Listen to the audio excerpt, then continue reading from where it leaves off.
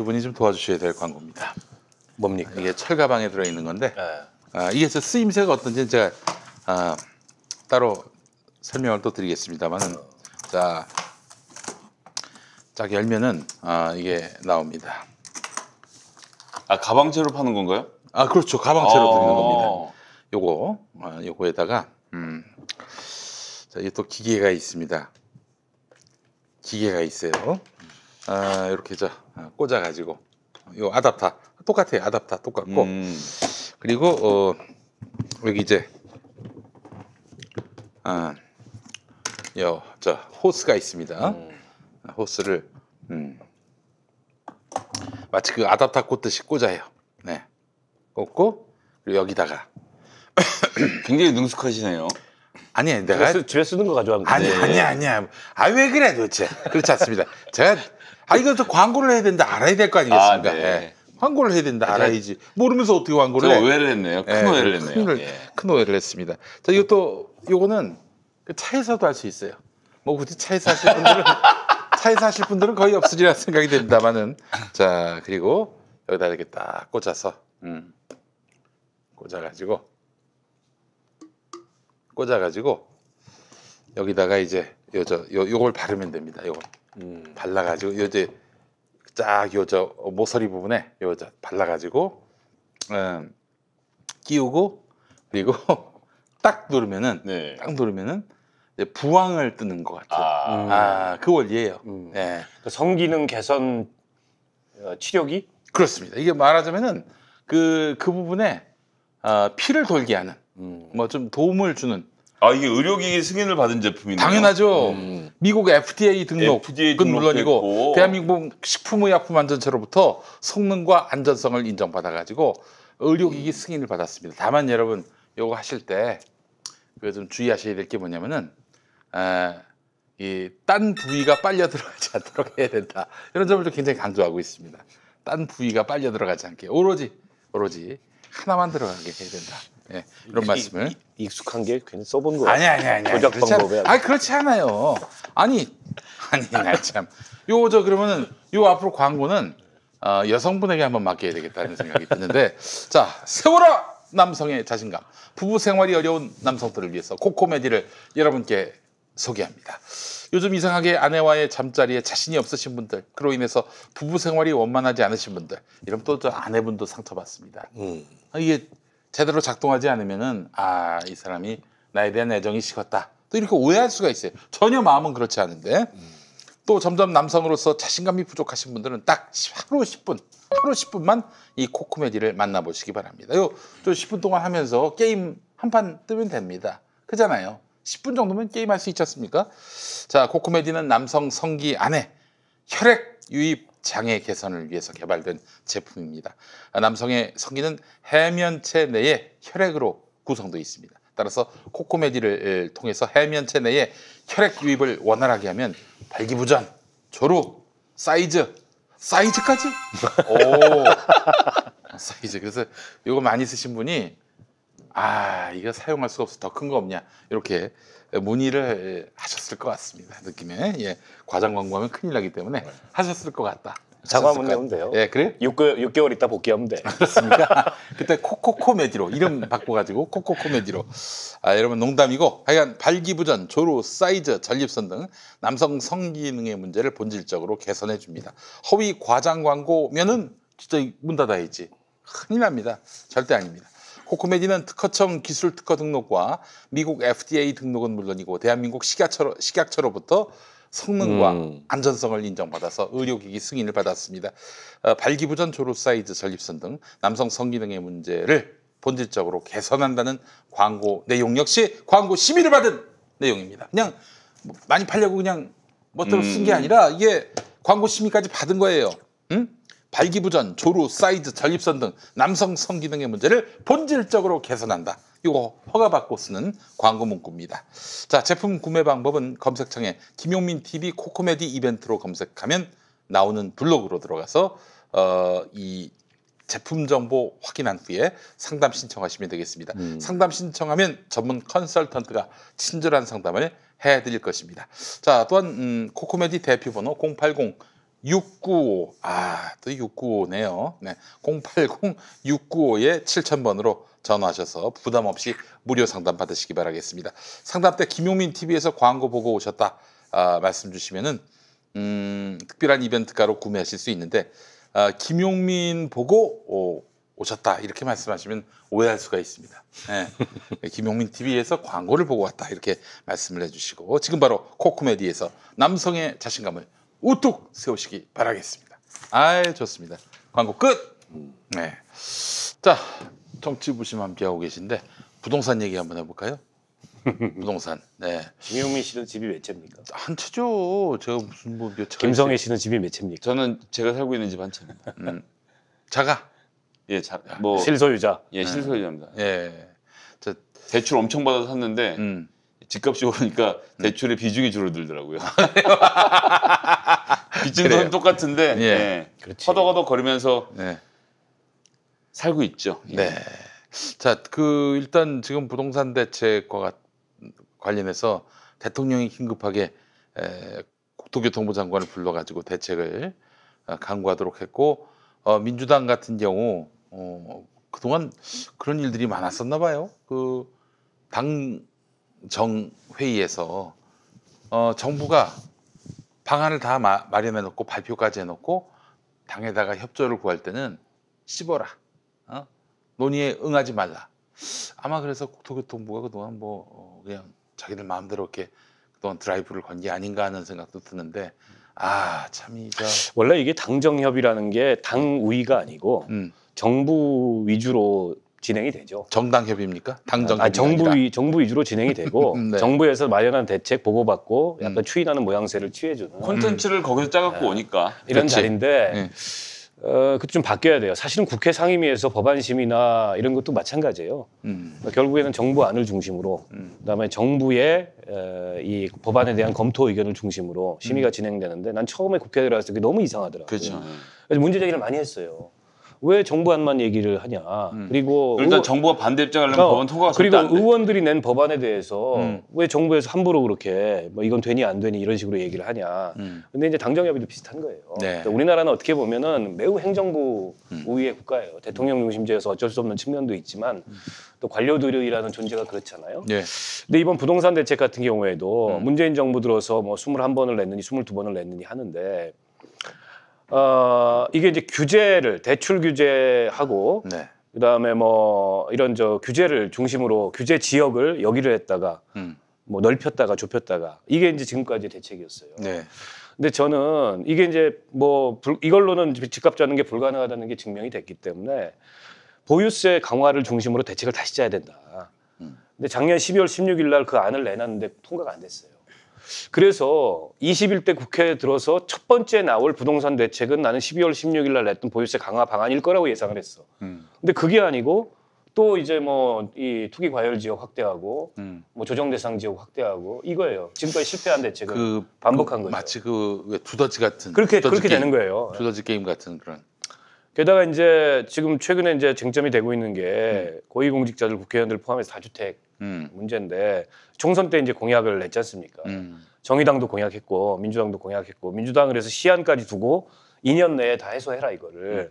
근데 지금 당선자들 확인해 봤더니 여전히 42명인가 있고 그중에 21명은 이 규제 지역에 그 투기 과열 지역이나 조정 대상 지역에 다주택을 갖고 있고 그래서 오늘 경실련인가 가가지고 가서 시위도 하고 근데 민주당 것만 공개됐는데 그 미래통합당은 비율상 더 많을 거예요. 아무래도 예. 숫자는 미래통합당이 더 많지는 않아. 의원 숫자가 작기 때문에. 예. 근데 이제 전체 의원 대비 비율로 보면 제가 알기로 숫자도 비등한 걸로 알고 미래통합당이 더 많을 가능성이 높고 그래서 이 문제를 차제에 이제 국회에서 좀 합의를 하자. 최근에 이제 이재명 지사가 백지 신탁 제도를 꺼냈어요. 네. 정의당도 공약했던 바거든.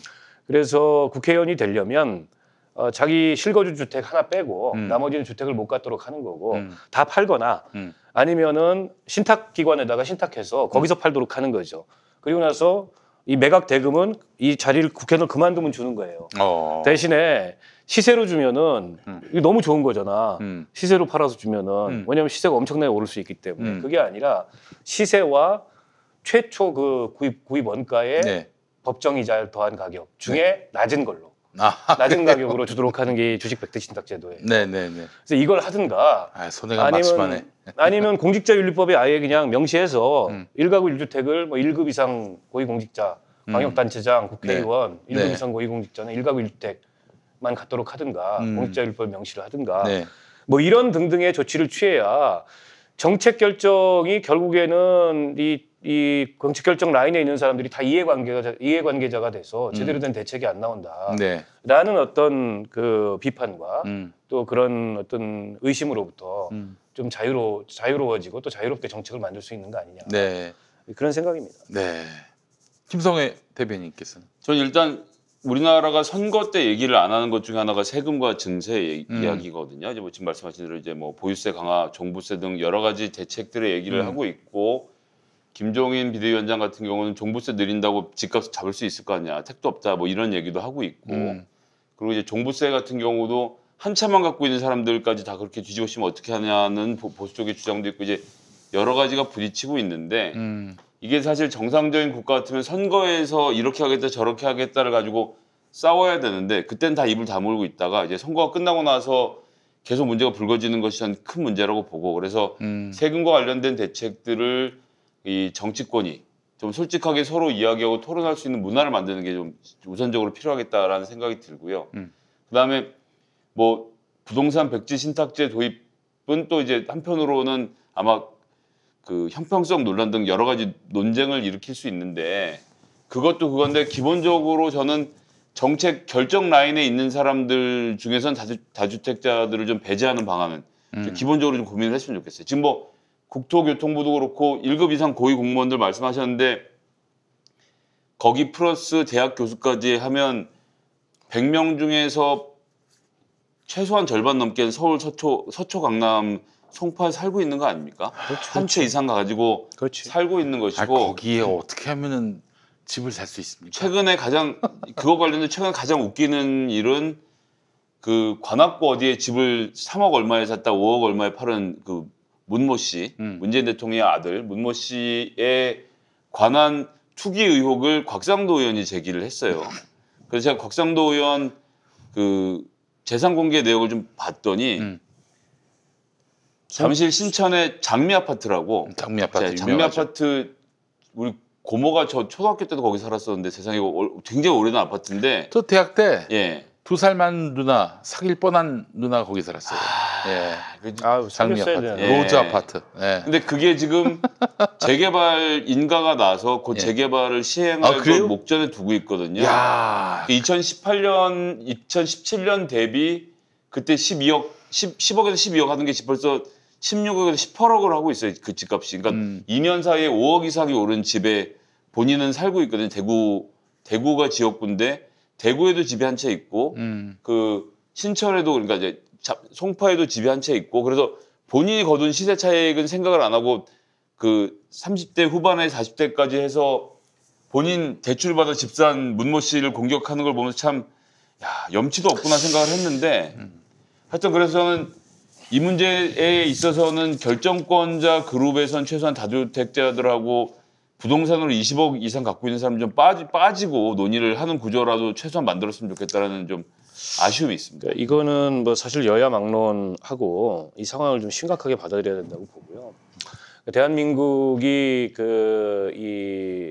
이 부동산 자산 총액, 부동산 자산의 시가총액이 OECD 국가 중에서 GDP하고 대비했을 때 GDP에 비해서 이 부동산 자산 총액이 굉장히 높은 나라에 있습니다. 높은 나라예요. 그만큼 이게 높은데, 지금 보유세 실효세율을 보면은 우리가 0.16%예요. 그러니까 민간 소유 부동산 시가총액에 비추어 봤을 때 캐나다 같은 나라는 거의 0.8, 미국은 1%가 넘는 상황입니다.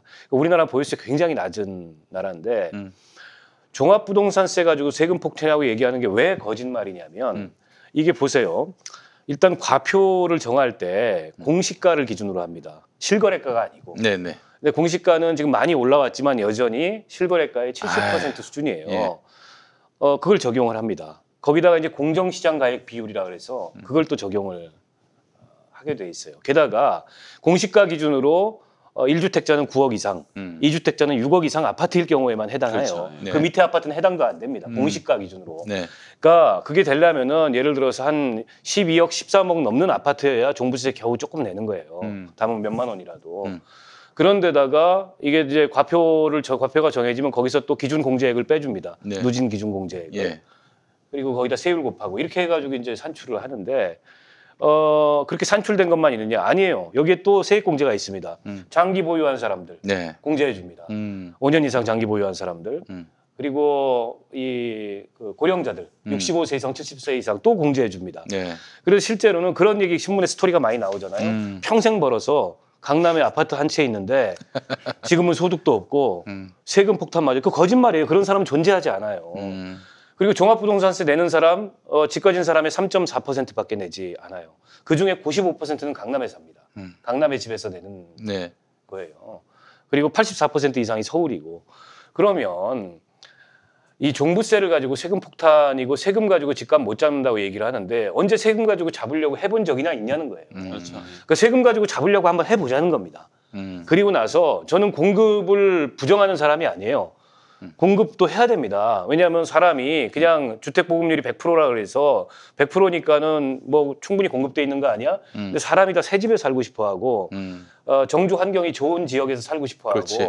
학군도 따지고 교통 편의도 따지고 따질 거 따진단 말이에요. 그런 점을 감안하면 공급도 이루어져야 되는데 지금 우리나라 저출생 때문에 인구도 계속 줄고 계속 고령화되고 있고 1인 가구 비중이 굉장히 늘어나고 있어요. 그러면 기존처럼 민간 사업자가 이 아파트 지어가지고 중형 평수, 대형 평수 위주로 공급하는 이런 공급 방식이 아니고 공공이 처음 택지 조성부터 마지막 시행까지 해서 싼 값에 그런 이 1인 가구, 청년, 네. 또 신혼부부, 네. 뭐 실수요자 이런 사람들을 위한 그런 공공주택을 공급을 하고 오세훈 같은 사람도 오늘 국회에 와서 그런 얘기 했더라고요. 뭐 서울에 반값 아파트를 공급해야지 세금으로는 안 된다.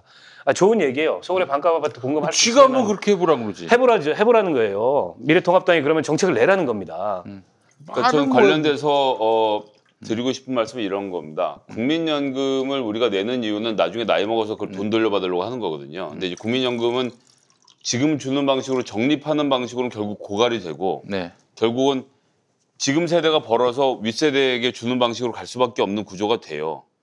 그런데 그러려면 어쨌거나 우리 다음에 사람들 일하는 사람이 있어야 우리도 국민연금을 받게 글쎄 되거든요. 말이에요. 그래서 국민연금을 가장 많이 써야 되는 데는 다음 세대를 많이 만드는 일에 써야 되는데 지금 뭐 말씀하신 대로 젊은 사람들이 집을 살 방법이 없어서 결혼도 안 하고 연애도 안 하고 있는 게 좀 현실이지 않습니까? 그래서 국민연금에서 채권을 잔뜩 발행해서 돈 엄청 많아요. 그거 지금 주식 투자가 갖다 묻고 있는데 주식 시장을 왜곡시킬 만큼 많이 갖다 투자를 하는 것도 사실 정상적인 행동은 아니고 채권 발행 LH에다가 채권 발행해서 LH에서 그 돈으로 임대주택을 잔뜩 지어서 청년들이 살 수 있게 만들어 주는데 제가 좋은 땅을 하나 봐둔 게 있어요. 용산 미군기지가 지금 있거든요. 거기다 집어넣으면 20에서 50만 호를 집어넣을 수가 있습니다. 네. 용적률 계산해 보면 지금 현재 서울시 기준으로도 20에서 50만 호 정도는 충분히 밀어넣을 수가 있거든요. 그러면 과감하게 한번 바꿔봐야 된다고 저는 생각을 해요. 뭐 제가 부동산 전문가가 아니니까 함부로 말씀드릴 수는 없겠지만 용산의 미군기지에다가 50만 호의 청년 및 신혼부부 임대주택을 밀어넣어서 공급시장에 한번 큰 변화를 주는 것들 이런 것들을 포함해서 고민을 해야 하는데 아직 그런 정치적 상상력이 좀 부족하지 않나라는 좀 아쉬움이 있습니다. 그리고 왜 LH만 공급을 해야 되냐는 거예요. 그러니까 LH는 사실은 돈을 굉장히 잘 버는 공기업이에요. 땅 장사해가지고. 그러니까 택지 싼 값에 조성을 해서 비싼 값에 팔잖아요. 민간 그 건설 네. 사업자들한테. 근데 LH 말고도 예를 들어서 SH공사도 있고 예, 그렇죠. 예. 그다음에 경기도시공사도 있고 맞습니다. 예. 이런 데도 같이 공급에 나서고 요즘에 이제 사회주택 전문기업이나 사회주택 조합들 같은 것도 많이 생기는데 그런 아파트 단지를 그 도시계획을 해서 조성을 하면 거기에 일정 포션은 그런 이 사회주택 조합이나 사회주택 전문기업한테 줘서 좀 그런 그 청년이나 신혼가구들이 좀 싸게 이제 입주할 수 있는 그런 어떤 임대주택으로서의 사회주택 이런 것들도 공급하게 하고 네. 공급 방식도 다양하게 해야 되고 지금 서울에서는 뭐가 쟁점이 되냐면 그린벨트예요. 그러니까 지금 미래통합당 같은 데에서는 계속 그린벨트 해제하라는 거고 시내에 있는 박원순 시장은 이걸 후대에 물려줄 거기 때문에 해제할 수 없다. 시내에 그린벨트가 어디 있을까요? 우면산 이런 데 있죠. 우면산. 뭐 말하자면 그런 예를 들자면. 네. 근데 이런 데 다 이제 저 그린벨트 해제해가지고 거기다 다 집 짓자는 거예요. 지금 미래통합당이 얘기하는 게. 미래통합당이 계속 공급이 부족하다고 비판하는 내용은 두 가지입니다. 하나는 재건축 규제를 완화해달라. 그래서 재건축 빨리빨리 할 수 있도록 해달라. 강남에. 그다음에 용적률 규제를 완화해달라. 그래서 100층짜리 재건축 지을 수 있도록 해달라. 이런 거고 또 하나는 그린벨트 다 해제해달라. 그래서 서울에서 그린벨트 풀어서 거기에 집계해달라. 그러면 진짜 이 서울이나 강남은 투기 천국이 되는 거예요. 그래서 저는 미래통합당이 뭐 세금으로 집값 잡을 수 없다. 세금으로 한번 잡으려고 해본 적도 없기 때문에 그 말은 전혀 말이 안 된다고 보고 본인들 이렇게 공급 얘기하면은 지금처럼 이렇게 이 투기적인 수요가 부동산 시장을 이렇게 과열시키고 있는 것과는 다른 그런 공급 방식에 관한 대안을 내놓으라는 거예요. 오늘 오세훈이 반값 아파트 얘기했으니까 잘 됐습니다. 그럼 그 대안을 내놓으면 돼요. 좋으면 정부가 수용하면 돼 그거를. 예를 들어 토지 임대부 이 공공주택이나 네. 아니면 뭐 그 환매조건부 싱가포르 같은 데 그렇게 하잖아요. 팔 때는 공공한테만 파는 거예요. 제가 정부한테. 지금까지 나왔던 반값 아파트 공약 중에서 가장 감동 먹은 게 홍준표예요. 땅은 공공이 소유하고 그게 토지 임대부. 예. 네. 그렇게 해서 저 하면은 반값 싱가포르 아파트 가능하다. 방식입니다. 예. 말은 그렇게 해놓고 실행에 옮기질 않아. 아니 인간들이. 그 얘기입니다. 그래서 예. 지금 저렇게 뭐 세금으로는 안 된다 떠들지 말고 그럼 구체적 대안을 내놔라. 그래서 그게 좋으면 받으면 돼요, 그거를. 참고로 지금 구도심 같은 경우도 종로 을지로 일대도 지금 너무 낙후돼 있잖아요. 그렇죠. 용적률 확 높여주고 고밀도로 높은 아파트 지으면서 임대주택 잔뜩 집어넣어서 공공성을 살려서 개발해 볼 수 있는 문제라고 생각하거든요. 지금은 좀 우리가 여러 가지 제약을 좀 풀고 상상력을 발휘해야 될 때라고 생각합니다. 지금 아니, 근데 외국 같은 경우는 이 소위 말하는 다운타운은 이 고층 빌딩을 꽉꽉 차서 돌아가는데 우리가 그걸 지금 막는다고 해결될 문제가 아니거든요. 그리고 모두가 서울에 살고 싶어 하는데 서울에 살지 말고 나가라고 할 수도 없어요. 그럼 나가면 나가는데 드는 비용 그리고 거기에 철도니 뭐니 까는데 드는 비용들을 고려하면 이 고밀도로 개발하는 것도 지금은 저희는 토의하고 이야기해볼 상황이 됐다고 생각합니다. 아 그래요? 저는 차라리 지역균형 발전으로는 답이 안 나옵니까? 새만금? 새만큼 아니고 100층짜리? 아니 그런 거 말고 아니 그러니까 이제 지역균형 발전도 이제 최근에 나오는 논의는 이제 예. 김경수 지사도 얘기했지만 이제 메가시티 형태로 해서 각 광역시를 중심으로 시에다가 집중을 시켜서 확 키우고 그 주변부에 사람들이 모여 살 수 있는 구조로 만들어야 된다라는 것도 저는 일리가 있는 주장이라고 생각합니다. 지금 방식으로 혁신도시 하나 만들고 거기다가 띡 공기업 몇 개 떠다 붙여주고 그러면 원도심에 있던 사람들 전부 다 신도시로 옮겨가고 원도심 공동화가 일어나서 어차피 안 들어가게 가는 구조로 찔끔찔끔 하느니 예. 예를 들어서 부울경 벨트라고 하면 부산 확 키워주고 예. 그 주변 벨트가 그것을 통해서 체인망을 구성해서 서로 광역철도를 놓고 이렇게 해서 먹고 살 수 있는 구조를 만들어주는 것도 고민해 볼 때가 됐죠. 이젠 좀 민주당 정부도 그렇고 그 부동산 문제에 대해서 좀 실력을 가지고 좀 담대한 상상을 해야 될 때가 아닌가라고 사실 생각합니다. 그 이번 코로나19로 인해서 비대면 그 문화가 확산되어 가고 있는 상황인데 그렇다면은 우리가 서울 중심의 사고에서 벗어날 수 있는 어떤 모멘텀으로서 활용할 수는 없는 것인가 그런 생각이 들더라고요. 근데 이제 그게 뭐 집만으로 해결되는 문제는 아니고 결국에는 이제 뭐 경제 활동이 가능해야 되고 돈을 벌 수 있어야 되니까 네. 일자리도 있어야 되고 네. 그래서 어쨌든 공기업이나 공공기관 이전을 많이 했잖아요. 네. 많이 했음에도 불구하고 그 사람들이 거기 아예 내려간 사람들의 비율은 없죠. 극소하고 세종 같은 경우는 꽤 갔어요. 왜냐하면 세종은 이제 거주 여건이 좋고 인프라도 갖춰졌어요. 인프라도 대한민국 최고 수준의 인프라를 갖춰준 데다가 집값도 또 엄청 올랐어요. 근데 이제 세종 같은 경우는 이주를 한 사람들이 많은데 예를 들어 지방 공기업이 있는 사람들 다 그냥 뭐 하숙 살죠. 하숙하고 여전히 다 서울에 있고 가족들은 또 그리고 이 CC가 많이 생겼다고 합니다. 컴퍼니 커플. 게다가 이 기업들이 사실은 좀 이전을 해줘야 되는데 지금 뭐 다음 같은 경우가 사실은 제주도로 본사를 옮기는 실험을 했었잖아요. 안 됐잖아요. 근데 결국엔 도로 올라왔어요. 봤어요. 네. 근데 그래서- 기업은 어쨌거나 그 밀집 지역에 모여서 교류가 일어나지 않으면 장사가 또 안 되는 게 있기 때문에 이게 뭐 지붕에다 동떨어지게 해놓을 수 없는 또 이것도 있는 것 같아요 보면.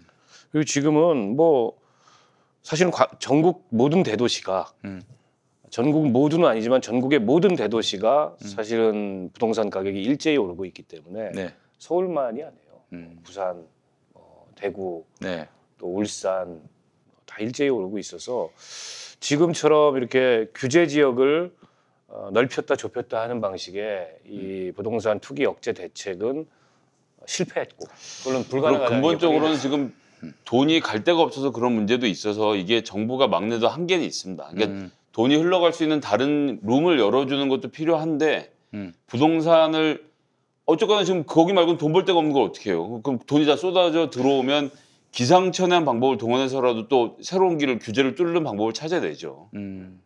주식시장은 왜 이렇게 돈이 안 갑니까? 지금 코로나 때문에 이 불안한 경제 상황에서 주식 시장이 버티기 쉽지 않죠. 알겠습니다.